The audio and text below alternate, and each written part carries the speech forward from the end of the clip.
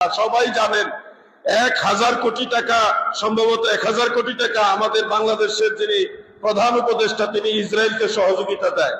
তো এখন আমাদের এটা বদনসিব, আমরা এই দেশ থেকে ইসরায়েলের বিরুদ্ধে হুঙ্কার দেই, আর আমাদের দেশের রাষ্ট্রপ্রধান 1000 কোটি টাকা ইসরায়েলকে পুরস্কার দেয়, বকশিশ দেয়। এটা আমাদের জন্য বদনসিব না? আমি বাংলার ছাত্র সমাজ, যুব সমাজ, তরুণ সমাজকে বলবো, তোমরা এক হুঙ্কারে বাংলাদেশের পরিস্থিতি, বাংলাদেশকে ভালো করার জন্য তোমরা এক হুঙ্কার দিয়ে বাংলাদেশকে পরিবর্তন করেছো। তোমরা আবার আরেক হুঙ্কার দেওয়ার জন্য প্রস্তুত হও। এই বাংলাদেশ থেকে ইহুদ এবং নাসারাদের দালালদেরকে তাড়িয়ে আল্লাহর ঈদের প্রতিনিধিদেরকে বসাতে হবে। ইসরায়েলকে 100 কোটি টাকা সহায়তা দিলেন ডক্টর ইনুস। অসুতি ইনুস এ হলো বড় শয়তান।